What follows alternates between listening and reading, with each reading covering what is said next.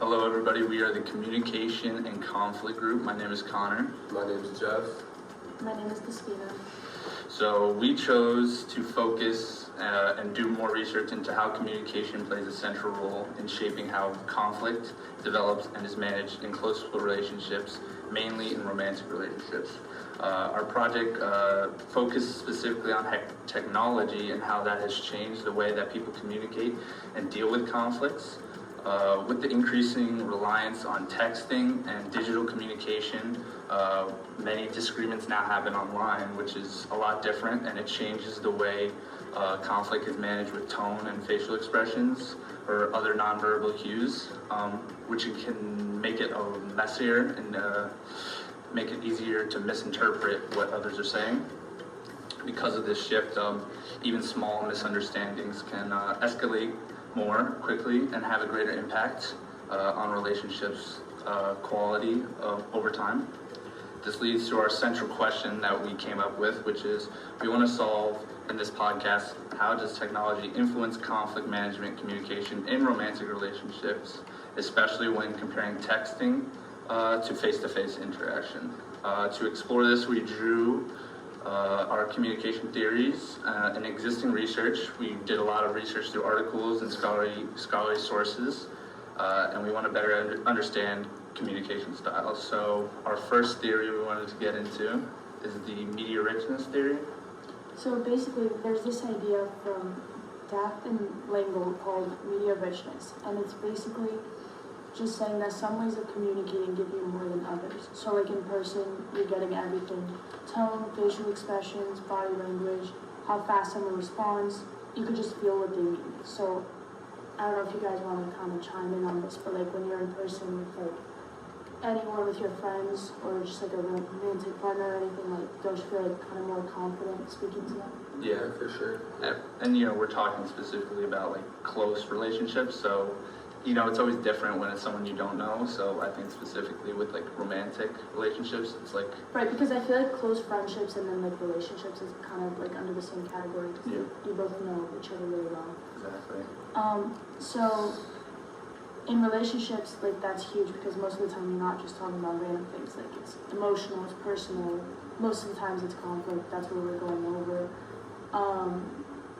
But then when you switch to texting, like all of that kind of disappears.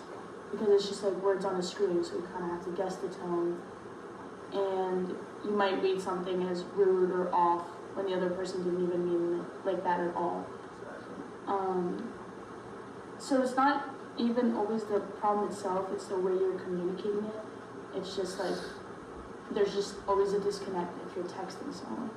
One thing I think that like kind of relates to is this. I was watching the show Euphoria last night, and in that show they have like a lot of conflict over text, and like like the girl's phone is buzzing, and his phone is buzzing, and she's worrying about like what's going on, and it's obviously the texting like that created the conflict in the first place. So that just shows how technology even like creates conflicts. Another theory that we researched a lot into is the expectancy violation theory. This theory suggests that individuals develop expectations for how others should communicate, and when those expectations are not met, it often leads to like a confusion and negative emotional reaction and conflict. This becomes like especially relevant in the context of like digital communication, obviously, because you obviously expect somebody to text you in a certain way, and like if you feel their tone is off, which maybe they didn't like intend for the tone to be off, this creates this conflict where maybe the one person sending it didn't even mean it to start. So I feel like that's another layer to communication, like online, creating more problems than it could solve. Because you're not like physically with the person, so you can only guess what they're trying to say. And then like it makes you think about it more because you're reading it, and it's like it's plain in front of you. The person didn't say it to your face. The study showed how couples actively developed both explicit and implicit communication rules surrounding technology use. These rules include expectations about response time, appropriate topics for texting, and how phones should be used during in-person interactions. These shared expectations help maintain relational closeness and reduce potential misunderstandings. However, when these expectations are violated, even in small ways, it can lead to tension or conflict. So like more on creating conflicts when they're not even there from the texting. And I think that's a really interesting thing that we discovered while researching, the digital and technological side of communication conflicts. I mean, I'll add a little bit from what I researched, my bibliography. One of the big things I found was that, technology can help relationships, but it could also make conflict harder. So like phones and texting, can help couples, stay connected, talking throughout the day. But at the same time, texting can also cause a lot of confusion and misunderstandings, especially during arguments. Yeah. And then, a lot of my research showed that face-to-face communication is definitely better for serious conflict. When people talk in person, you can hear your tone, your body language, and, understand emotions a lot better. Mm-hmm. But, when people argue over text, those things are missing, so it's definitely a lot easier to say something the wrong way, so. Yeah. So Especially with the romantic side of it. Yeah, 100%, yeah. Always something bad. So I think we also want to point out why we feel that our topic matters, and we just feel like conflict itself is normal. We talked about this before, and it's unavoidable part of a relationship. So obviously we want to dive into how it's changed with the texting. The way people communicate during conflict often does determine whether the conflict leads to resolution or ongoing tension. And I know you said you had a personal example, right? I had with my ex 2 years ago. It's a pretty rough situation over the phone, breaking up with her, so it's pretty rough.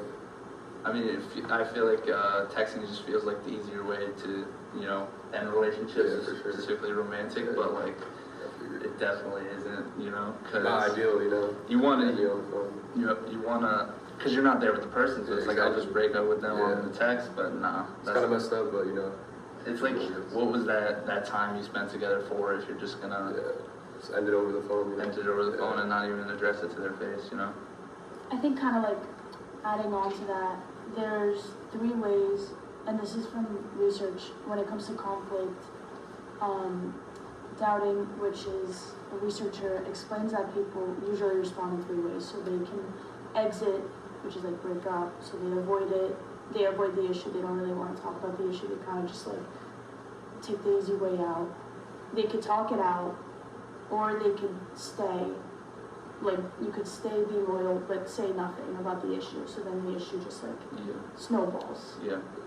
I actually, one of the articles I looked up from Berkner and colleagues found that individuals with avoidance-based goals tend to withdraw during conflict, while those focused on positive outcomes show more engagement through both verbal and non-verbal communication. And a similar article also by Halper and Katz found that increased texting in romantic relationships is associated with higher levels of conflict and lower relationship quality over time. So I think that kind of addresses what we were talking about earlier about how it's different with relationships. Obviously, they said higher levels of conflict and lower relationship quality over time because maybe the person's texting because they don't want to see the person face to face and address them face to face. Some people, I guess, just our age, I feel like we have a unique perspective growing up with phones from middle school, and it's just sometimes it just feels easier to talk to somebody on text, but that could also create the conflict. According to Halper and Because that could be the conflict itself, texting. Because it's why are you only texting me? Why do you never want to hang out? Because you could also, in texting, you could give, short replies. Yeah. Whereas, you're more likely to be dry, on text versus, in person. And, in person, when you're, You got to think about on the spot, too. On the phone, you have time to, think of what to say. Yeah, or you could literally, delay. You could just be oh, exactly. sorry, it's breaking up. You have to go. Mm-hmm. But in person, you're there, you have to respond, you have to engage. Yep. So I think kind of to wrap it up with the overall question of the podcast, from our research that we talked about and the theories, I wrote down that it suggests that technology, especially texting, significantly changes how people manage conflicts in romantic relationships by increasing the likelihood of misunderstandings, emotional reactions, and unresolved issues compared to face-to-face communication. Text-based communication removes important social cues like tone, facial expressions, and body language, which makes it harder to accurately interpret meaning, obviously. And because of this, people are more likely to misread messages and react based on assumptions rather than intent. In addition to that, technology creates expectations around communication such as response time and message tone that we talked about earlier, I feel like. Because with short messages, you never know exactly what somebody means if they're mad at you. And when these expectations are not met, it could lead to frustration and conflict, even if the violation was unintentional. And then, like, kind of overall, while texting offers convenience, as we talked about, it might feel easier to, just respond to somebody in a text. A person might interpret that wrong, and it makes the conflict harder to manage effectively. Especially people who like tend to overthink too, like, if you're like more likely to not take it the way like the person wants you to take it, it's always better to be in person. Exactly. For sure. Definitely agree with that. So any final thoughts to wrap it up? Yeah, I think we kind of said it all. We said it all. Yeah, bro. Alright. Thank you, Thank everybody. you guys for watching. Thank you. Thank you.